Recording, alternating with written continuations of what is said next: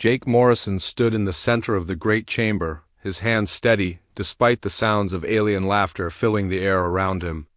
The Galactic Council chamber was a massive dome made of clear crystal that sparkled with the light of distant stars. 12 different alien species sat in their special seats, each one designed for their unique bodies. The chamber was built to hold thousands, but today only the most important leaders were present. The human ambassador wore his best uniform, dark blue with silver buttons that caught the light. His hair was gray at the temples, and his face showed the lines of someone who had seen many difficult years. Behind him, large screens showed pictures of human warriors from old stories, knights in shining armor fighting dragons, soldiers in spacesuits battling against impossible odds, heroes standing alone against entire armies. To the aliens watching, these were just silly stories from a young species that had only been part of the galaxy for 200 years. They found the human tales amusing, like adults watching children play with toy swords and pretending to be great warriors. The Vulcan delegates made clicking sounds with their bug-like mouths. They had 4 arms and looked like giant insects covered in green shells. Their clicking was their way of laughing, and they clicked faster when they found something really funny. The Nereid representatives looked like large fish with legs, and they blew bubbles that popped in musical patterns when they were amused.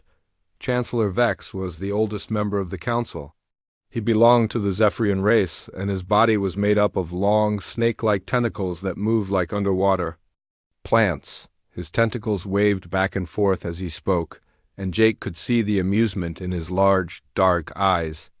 "Human legends," Chancellor Vex said, his voice wheezing like an old engine. "Your people tell stories of single warriors who could defeat entire armies. You speak of ships that could travel faster than light itself.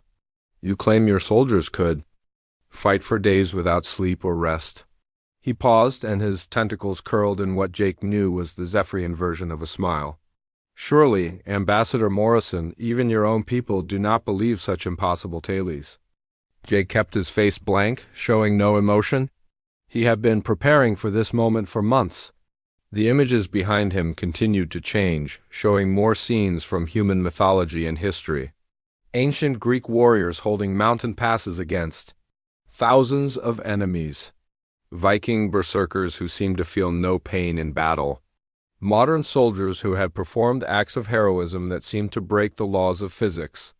"The Terran Republic requests to join the Apex Defense Initiative," Jake said in a calm voice. "Our military forces have capabilities that may surprise this council." The chamber erupted in more laughter. The Corvan war chief, a massive creature covered in thick scales like a dragon, leaned forward in his seat. His people were known throughout the galaxy as the greatest warriors, and their military was feared by all. Scars covered his hide from 100 battles, and his yellow eyes glowed with the confidence of someone who had never known defeat. "Little human," the war chief said, his voice like grinding stone. "My people have studied your species for many years. We have watched your wars, examined your weapons, and tested your soldiers. You are adequate fighters, nothing more. Your ships work well enough, and your tactics are simple but effective, but legends? The universe has no place for the impossible things your stories describe." Jake felt a flash of anger but kept it hidden. He had seen things these aliens could not. Imagine, he had witnessed human soldiers perform feats that defied explanation. He had stood on battlefields where ordinary men and women had become something more than human, something that matched the old stories exactly, high above the main floor. In a special viewing area made of transparent metal, Captain Lisa Hughes watched the proceedings with growing frustration. Her hands gripped the metal railing so tightly that her knuckles turned white. She belonged to the Terran Special Operations Division, and she had seen those legends come to life with her own eyes. Lisa was young for a captain, barely 30 years old, but her face already showed the marks of someone who had seen too much. Combat. A thin scar ran from her left temple down to her jaw, a reminder of a battle on a distant world where she had fought creatures that most people thought were just myths. Her dark hair was pulled back in a tight bun, and her green eyes burned with the intensity of someone who knew the truth. She had fought alongside soldiers who embodied the very legends the council was mocking. She had seen a single human squad hold off an entire alien army for 3 days without reinforcements. She had watched pilots fly ships through asteroid fields that computers said were impossible to navigate.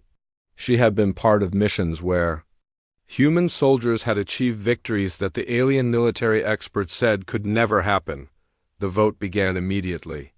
Each species had 1 vote, and the process was quick and efficient. The Vulcans voted first, their clicking sounds making their rejection clear. The Nereids followed, their bubble song indicating the same answer. One by one, each alien species cast their vote against humanity. Jake watched the votes come in, but his expression never changed. He had expected this outcome, but it still hurt to see humanity dismissed so easily.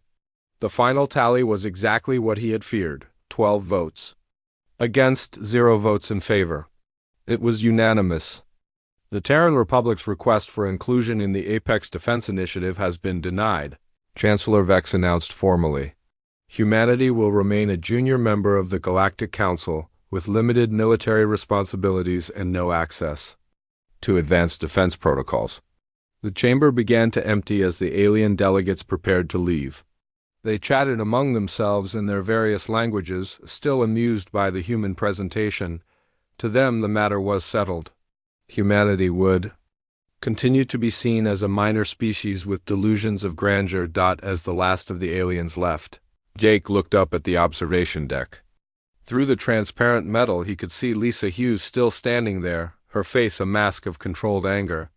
Their eyes met for a moment, and Jake saw his own frustration reflected in her gaze. They both knew the same truth that the council refused to see. Lisa made her way down to the main floor, her military boots echoing in the now empty chamber. She approached Jake, and for a moment neither of them spoke.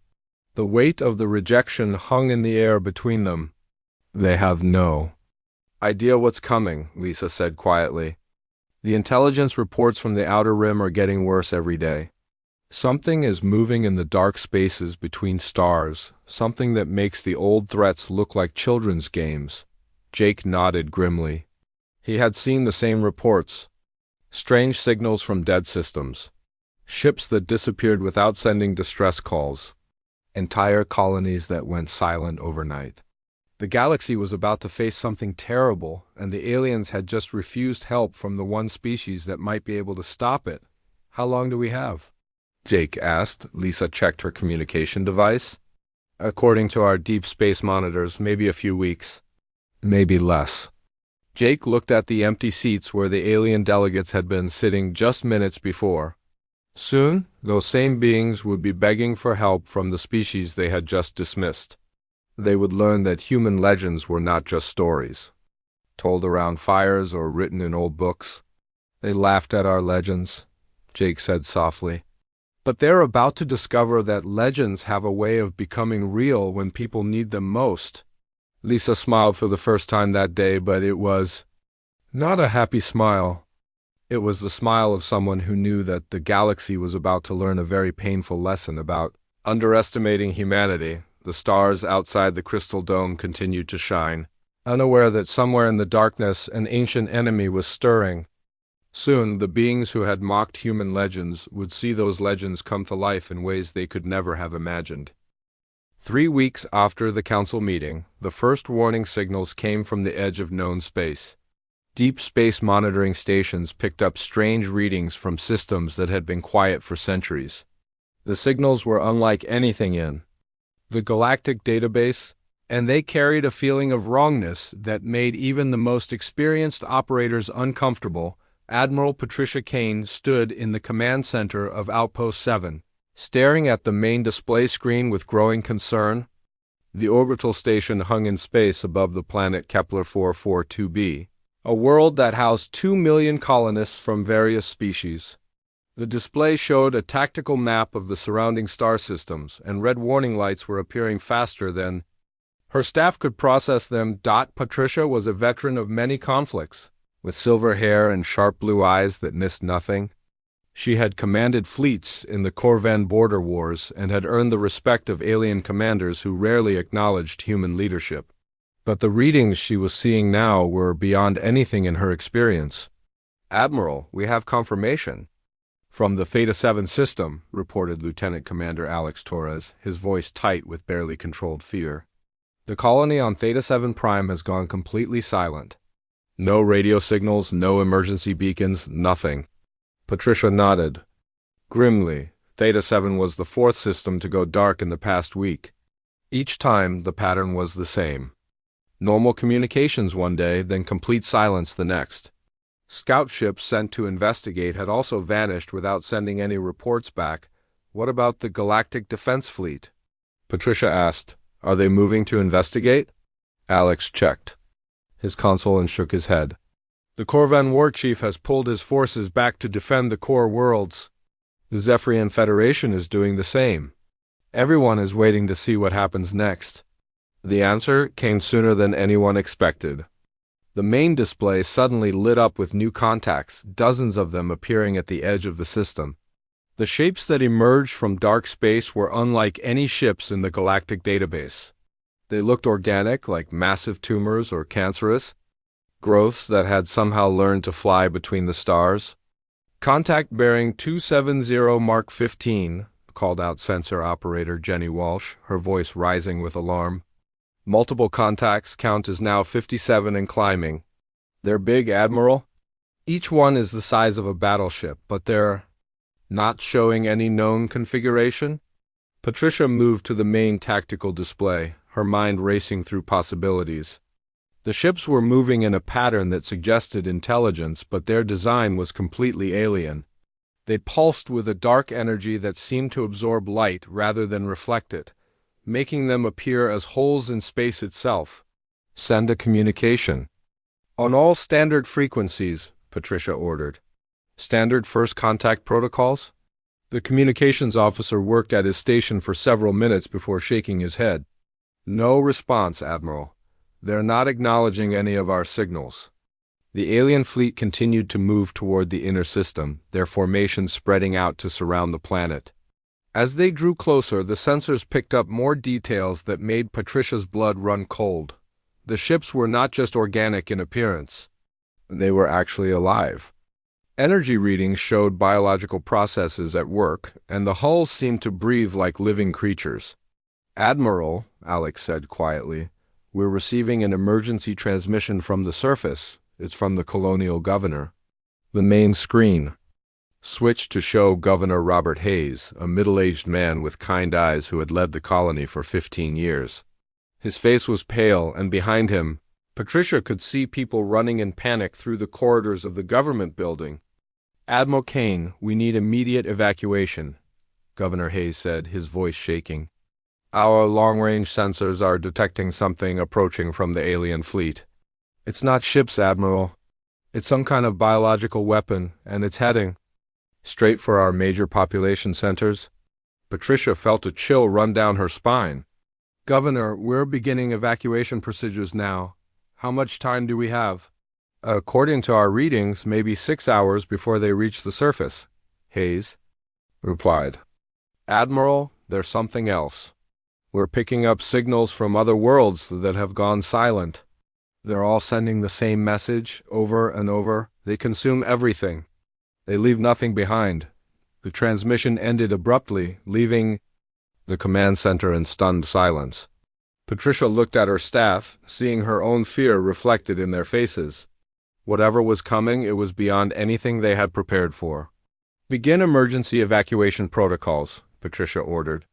All civilian transports are to report to the loading stations immediately. Military vessels will provide escort and cover. As the evacuation began, reports started coming in from other parts of the galaxy. The Corvan war chief's flagship had been destroyed while trying to investigate one of the alien fleets. The mighty Zephyrian battle groups were retreating on all fronts, their advanced technology useless against an enemy that seemed to operate by completely different rules. Lieutenant Commander Torres approached Patricia with a new intelligence report. Admiral, we've been analyzing the enemy ships. They're not just alive, they're actually growing. Each time they attack a world, they somehow absorb the life force from the planet and use it to create more ships. Patricia felt sick. They're not just conquering worlds. They're consuming them. That's correct, Admiral. The Intelligence Division has given them a designation: Devourers. They don't just want to defeat us. They want to consume every living thing in the galaxy. On the surface of Kepler 442b, the evacuation was proceeding as quickly as possible. Families packed their most precious belongings into small bags, knowing they might never see their homes again. Transport ships landed at spaceports across the planet, their cargo holds filling with frightened colonists. Captain Lisa Hughes materialized in the command center via emergency transport, her special operations team flanking her. She had been on a training mission 3 systems away when the alert came through, and she had pushed her ship to its limits to reach the colony in time. "Admiral Kane," Lisa said, saluting crisply. "Special Operations Team 7 reporting for duty. We're requesting immediate deployment to the surface." Patricia looked at the young captain, noting the determination in her eyes. "Lisa, our projections show that the Devourers will reach the surface within 6 hours. After that, the entire planet will be consumed. What can your team possibly accomplish against something like that?" Lisa's expression hardened. "We can buy time for the evacuation." "Admiral, my team has been training for situations that military doctrine says are impossible. We specialize in holding positions that can't be held, completing missions that can't be completed." Patricia studied the tactical display, watching as more Devourer ships approached the planet. The evacuation was moving too slowly. At the current rate, they would only save half the population before the enemy reached the surface. "How long can you hold them?" Patricia asked. "As long as it takes," Lisa replied simply. "That's what we do, Admiral. We turn impossible situations into possible ones." Patricia made her decision. Approved. "Take your team to the surface. Coordinate with the Colonial Defense Forces and buy us as much time as you can." As Lisa's team prepared to transport to the surface, more reports came in from across the galaxy. The Devourer fleets were appearing in dozens of systems simultaneously, their attacks coordinated with terrifying precision. The great military powers that had laughed at human legends were now fleeing in terror from an enemy that seemed unstoppable. In the command center, Patricia watched the evacuation proceed while keeping track of the approaching Devourer fleet. The alien ships continued to pulse with dark energy, and sensor readings showed they were preparing to release their biological weapons onto the planet's surface. "Admiral," Jenny Walsh called out from her station, "the Devourers are beginning their attack run. Whatever they're planning to do, it's starting now." Patricia nodded grimly. The galaxy was about to learn what real terror looked like. But down on the surface, a small team of human soldiers was preparing to show the universe what human legends actually meant. The beings who had mocked humanity's impossible stories were about to discover that sometimes the impossible was exactly what was needed. The first Devourer biopods began to fall toward the planet like burning meteors, each one carrying death and consumption. But they were about to encounter something they had never faced before. Humans who believed that legends were not just stories, but goals to be achieved. The Devourer biopods hit the surface of Kepler 442b like falling stars, each impact creating a crater of twisted metal and organic matter. From these pods emerged creatures that defied every classification in the galactic database. They stood twice the height of a human, their bodies covered in chitinous armor that gleamed like black oil. Multiple limbs ended in claws that could slice through steel, and their movements had the fluid grace of perfect predators. Sergeant Ryan Clark crouched behind the rubble of what had once been the Central Library of New Boston, the colony's capital city. The building had been beautiful once, with tall windows and white stone walls that reflected the light of the system's twin suns. Now it was just broken concrete and twisted metal, but it provided good cover for his squad. Ryan was a veteran of the Outer Rim conflicts, with scars on his hands from handling alien weapons and a steady gaze that came from years of combat. His enhanced rifle hummed with barely contained energy, its power cell fully charged and ready. Around him, the remnants of the 3rd Terran Marines had taken defensive positions among the ruins. "Sergeant, we've got movement 2 clicks north," whispered Corporal Amy Peterson through the communication system. Her voice was calm despite the situation, trained through years of military service. Devourer hunting pack. Estimate 20-plus contacts moving toward the evacuation zone. Ryan felt something stirring in his chest, a feeling he had experienced before in the worst battles.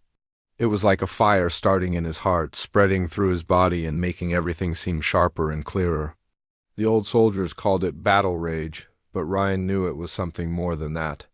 It was the same feeling that the ancient warriors must have felt when they stood against impossible odds. "Copy that, Peterson," Ryan replied, checking his weapons charge indicator. "All units, the evacuation ships are still loading civilians. We hold this position until every last person is off-world." The first Devourer rounded the corner of a collapsed building, its multiple eyes scanning the area for prey. It moved with the confidence of a creature that had never known defeat, its claws clicking against the broken pavement. Behind it, more of the alien predators spread out in a hunting formation. Ryan squeezed the trigger, and his rifle sent a beam of concentrated energy straight into the creature's center mass. The shot would have killed any normal being instantly, but the Devourer merely staggered backward, its armor smoking from the impact. It let out a sound like grinding metal mixed with animal rage, then charged forward with frightening speed. The battle erupted with savage intensity. Ryan moved like he was dancing, his body flowing from one position to another as he avoided the creature's claws. His rifle barked repeatedly, each shot finding its mark, but the Devourers kept coming. They seemed to feel no pain, no fear, only an endless hunger that drove them forward. Corporal Peterson appeared from behind a pile of debris, her weapon spitting fire at the alien creatures. She moved with fluid precision, her shots targeting the weak points in their armor while she simultaneously helped two injured children reach the evacuation shuttles. Her face was streaked with dirt and sweat, but her eyes burned with determination. "Sergeant, more contacts incoming from the east," she called out between shots. "Big ones this time." Ryan glanced toward the eastern approach and felt his heart skip. The new Devourers were larger than the first wave, their bodies covered in additional armor plating. They moved with the same predatory grace, but their size made them even more terrifying. Each one was the size of a small building, and their claws could tear through the ruins like paper. "All units, fall back to secondary positions," Ryan ordered, but as he spoke, he realized that retreat was not an option. The evacuation ships were directly behind them, and the loading process was still not complete. If they fell back now, hundreds of civilians would die. The largest Devourer reached their position and swung one massive claw toward Ryan's head. Time seemed to slow down as Ryan watched the attack approach. In that moment, he felt something change inside him. The battle rage that had been building in his chest suddenly exploded outward, filling every cell of his body with strength and speed he had never known. Ryan ducked under the claw and rolled forward, coming up inside the creature's guard. His rifle, now glowing with overcharged energy, punched through the alien's armor like it was made of paper. The Devourer let out a shriek of surprise and pain, stumbling backward as dark fluid leaked from the wound. Around him, the other Marines were experiencing the same transformation. Peterson moved like lightning, her shots finding impossible targets while she seemed to anticipate every enemy attack. Private Danny Cooper, who had been struggling with fear just moments before, now fought with the fury of a berserker, his weapon never missing its mark. Miles away from the main battle, Captain Lisa Hughes led her special operations team through the twisted remains of the colony's industrial district. Her team moved like ghosts, their enhanced training allowing them to navigate the alien-infested territory without detection. Each member of the team was a specialist in impossible missions, trained to accomplish objectives that conventional forces could not even attempt. Lisa herself moved with a fluid grace that seemed to defy physics. Her enhanced reflexes allowed her to avoid Devourer patrols that would have detected normal soldiers, while her tactical awareness kept the team moving toward their objective. The Devourers had established a command structure in the old power plant, and Lisa knew that disrupting it would buy precious time for the evacuation. "Base, this is Ghost Team," Lisa reported quietly into her communication device. We've reached the outer perimeter of the Devour command node, beginning infiltration protocol. The power plant had been transformed into something alien and terrifying. The Devourers had grown organic structures throughout the facility, creating a network of living corridors and chambers. The walls pulsed with a dark energy that made Lisa's skin crawl, and the air was filled with sounds that no human throat could make. Lisa's team moved through the facility like they were part of the shadows themselves. Sergeant Kevin Walsh, the team's demolitions expert, placed charges on key structural points while remaining completely undetected. Corporal Maria Santos, their sniper, took position to provide cover for the team's extraction. Each member of the team performed their role with a precision that bordered on the supernatural as they approached the central command chamber. Lisa could see the heart of the Devourer operation. A massive creature, larger than any they had encountered, sat in the center of a web of organic conduits. It was coordinating the entire assault, sending commands to the smaller creatures through some kind of biological network. Ghost Team 2. All units, Lisa whispered into her communicator. We've located the primary command node. Initiating strike protocol in 60 seconds. The team moved into position with practiced efficiency. Lisa felt the same battle rage that was affecting the Marines in the city, but her training allowed her to channel it into cold, focused determination. She had been born for moments like this, when the impossible became possible through sheer force of will. The explosion that followed lit up the night sky like a second sun. The Devourer command structure collapsed in a cascade of organic matter and twisted metal, sending shockwaves through the alien network. For the first time since the battle began, the Devourers showed signs of confusion and disorganization back at the evacuation zone. Sergeant Clark felt the change immediately. The alien creatures that had been pressing their attack suddenly seemed lost, their coordinated movements becoming chaotic and unfocused. He pressed his advantage, leading his Marines in a counterattack that drove the Devourers back from the landing zones. All evacuation ships, this is Marine Command, Ryan called out over the radio. You have a clear window. Launch immediately. The transport ships lifted off in a stream of fire and light, carrying the last of the colonists to safety. On the ground, the human soldiers watched them go, knowing that they had accomplished something that military doctrine said was impossible. They had held off a superior enemy force and saved every civilian life. As the sun set over the ruined colony, the legend of human determination had been proven once again. The galaxy was about to learn that human stories were not just tales told around campfires, but promises of what ordinary people could accomplish when they refused to accept defeat. News of the human stand at Kepler 442 be traveled through the galaxy faster than the speed of light itself. Every species in the Galactic Council received the same impossible reports. A handful of human soldiers had held off thousands of Devourer creatures for 18 straight hours. 2 million civilians had been evacuated successfully, with 0 casualties among the refugee population. The cost had been terrible, with fewer than 100 human soldiers surviving the battle, but their sacrifice had accomplished what entire alien battle fleets could not. In the emergency session of the Galactic Council, the mood was completely different from just weeks before. The great crystal dome that had once echoed with laughter now hummed with nervous energy and desperate whispers. The same alien representatives who had dismissed human legends were now studying battle footage that defied everything they thought they knew about warfare. Chancellor Vex sat in his seat, his tentacles moving in slow, worried patterns. His large, dark eyes were focused on the main display, where recordings from Kepler 442 be played on endless repeat. The footage showed human soldiers performing feats that should have been physically impossible. Men and women moving faster than their biology should allow, fighting for hours without rest, achieving accuracy with their weapons that exceeded the limits of their equipment. "This cannot be real," whispered the Velkan consul, her mandibles clicking nervously. "Our computers have analyzed the footage 17 times. The humans are performing beyond all known biological limitations." Ambassador Jake Morrison stood at the center of the chamber once again, but this time the atmosphere was completely different.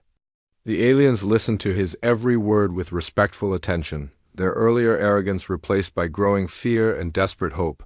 The Terran Republic offers our full military support in the war against the Devourers, Jake said quietly. Our legends, as you have called them, represent our reality. We have soldiers who embody the warrior spirit that other species have forgotten. We have ships designed not for conquest, but for the defense of innocent life. The Coven war chief, who had once mocked human capabilities, now leaned forward with intense interest.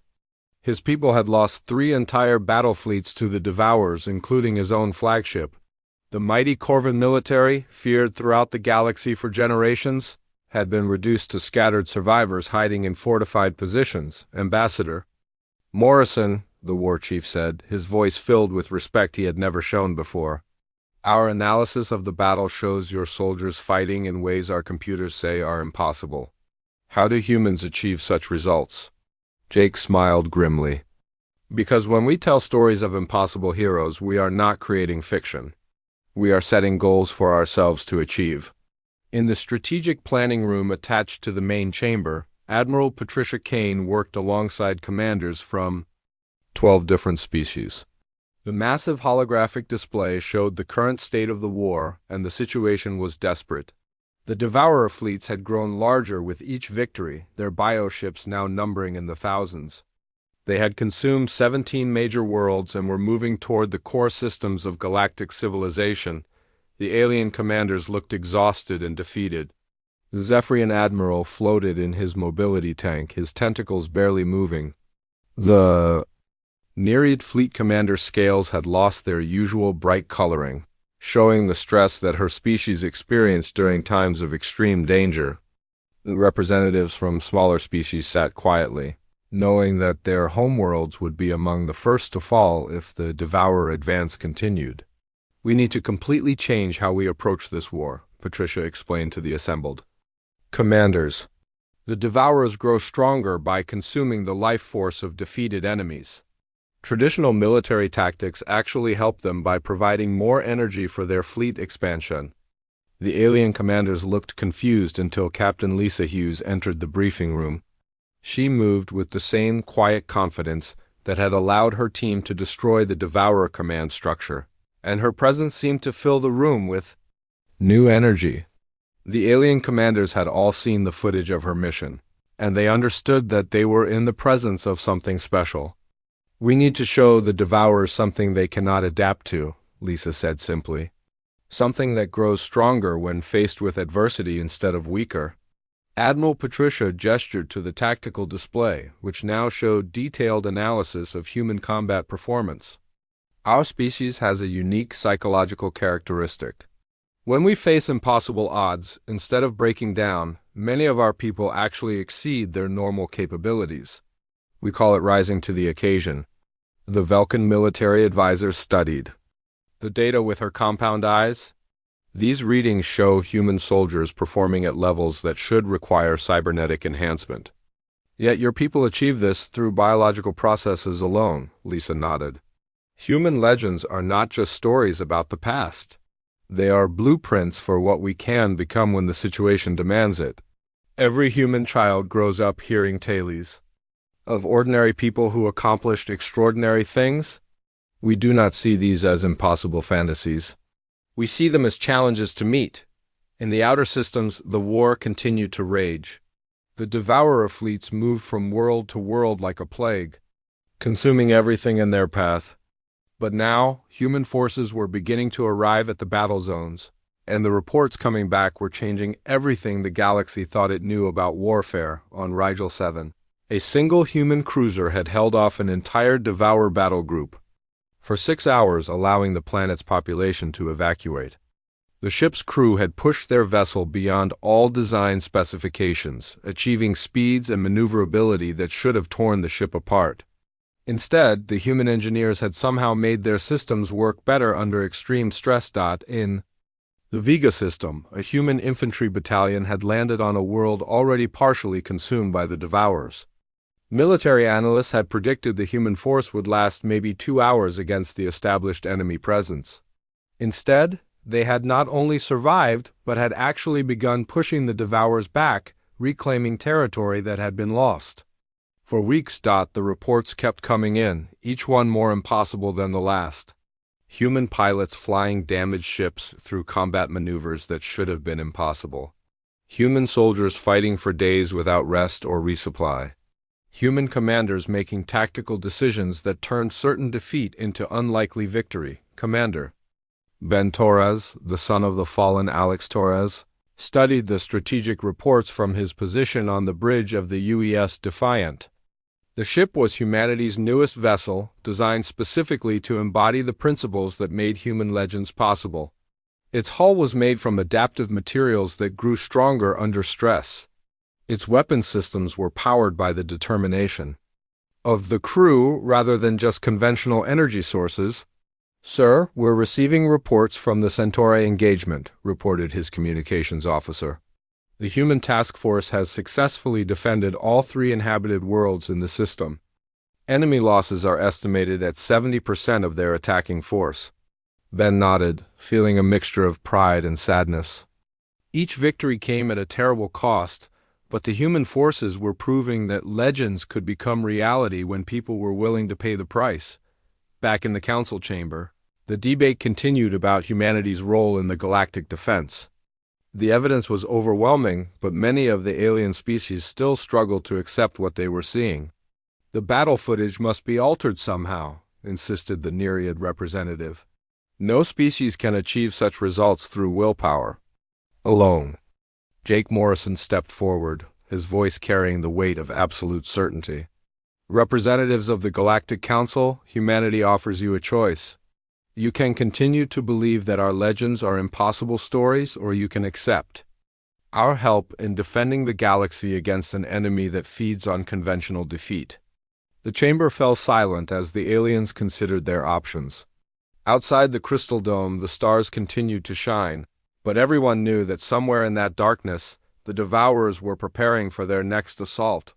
The galaxy faced a choice between extinction and trusting in legends that just might be real.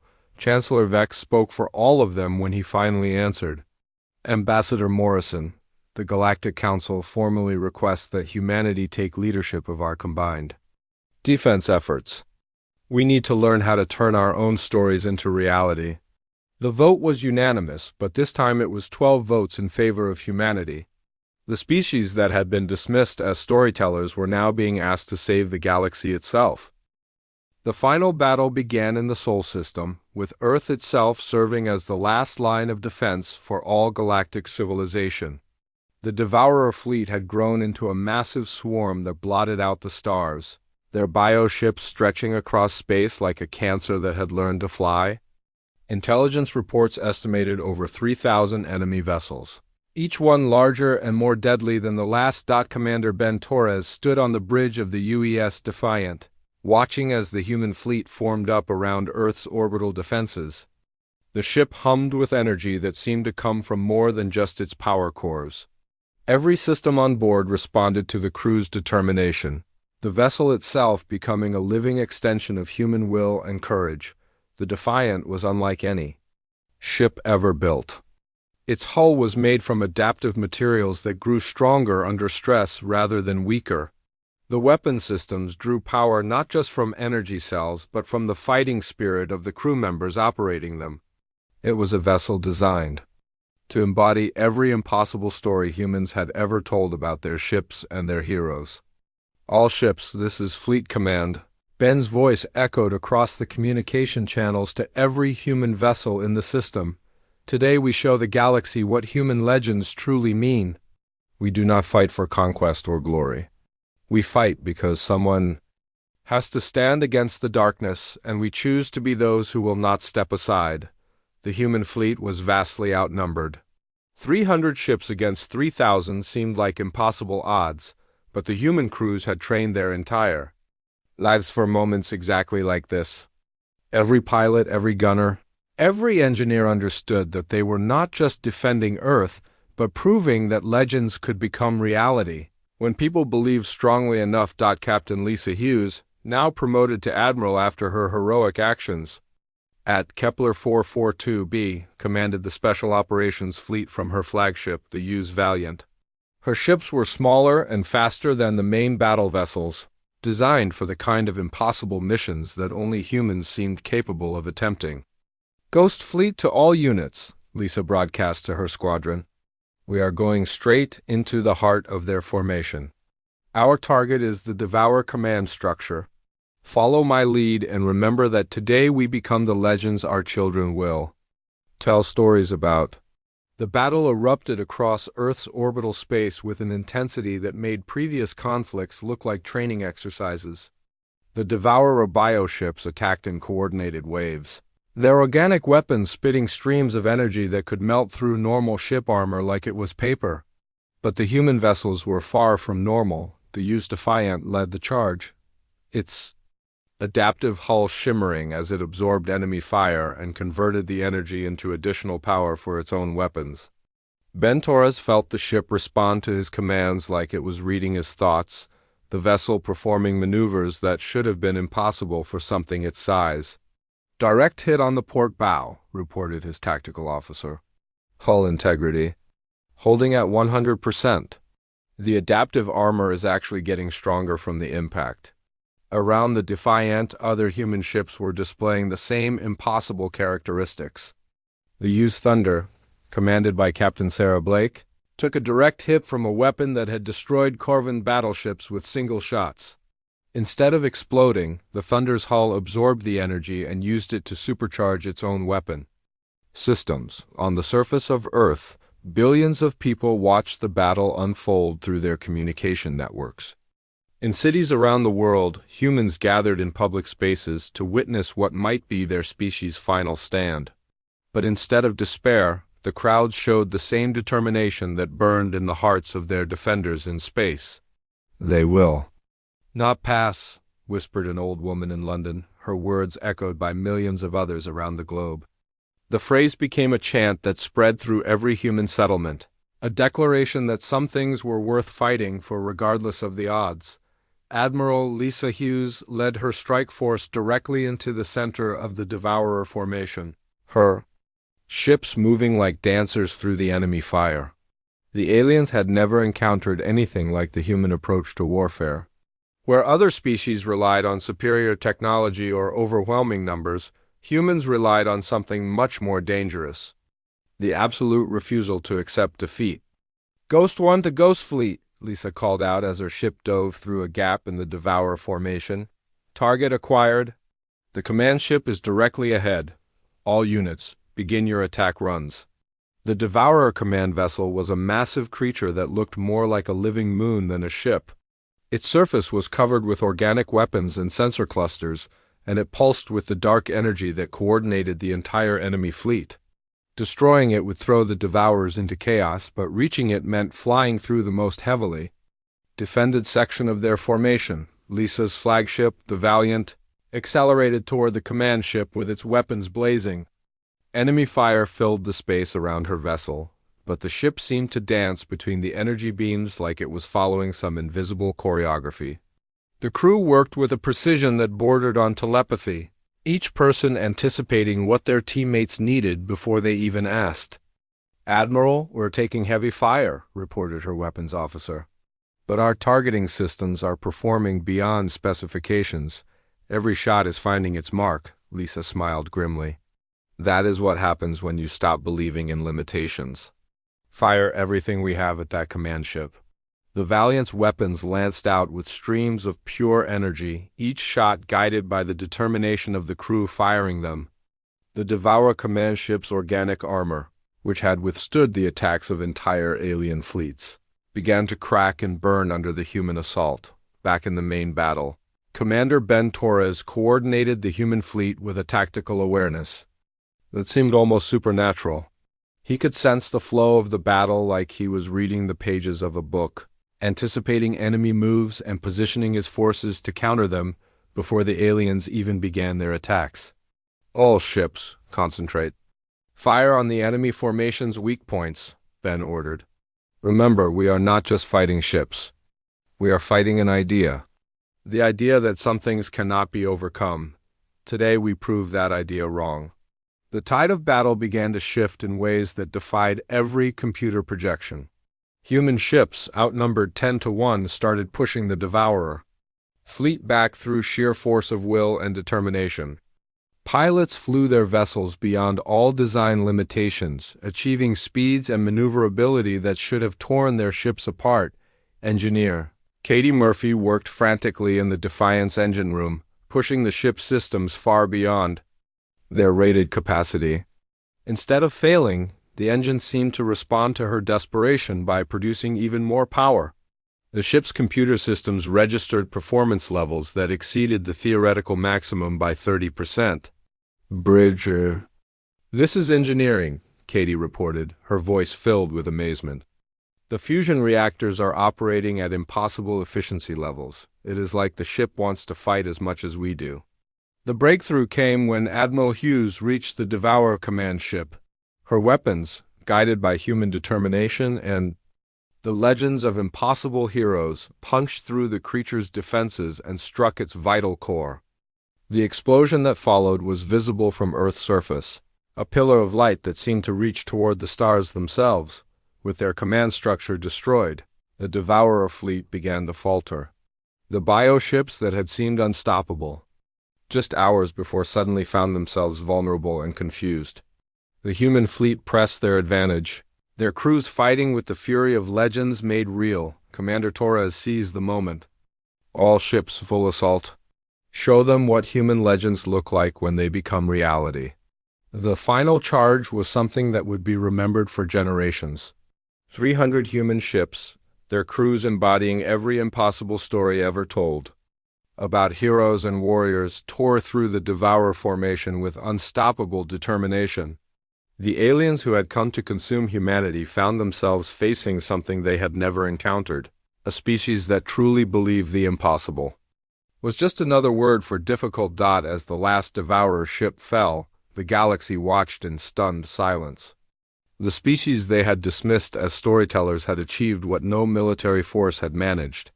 They had not just defeated the Devourers but had driven them so far beyond the galactic rim that they would never return. In the aftermath, as the celebration began on worlds throughout the galaxy, the other species looked at humanity with complete understanding for the first time. The legends had never been stories at all. They had been promises waiting for the right moment to become real. Ambassador Jake Morrison stood before the Galactic Council one final time, but now he was not requesting anything. He was accepting their unanimous decision to grant humanity permanent leadership of the Galactic Defense Initiative. The universe has always had room for legends, Jake said quietly to the assembled representatives. It just took the right circumstances to prove that ordinary people can accomplish extraordinary things when they refuse to accept defeat. Admiral Lisa Hughes looked out at the stars from her new command station, knowing that somewhere in that vast darkness new threats would eventually emerge. But the galaxy now understood the truth that humanity had always known. Legends,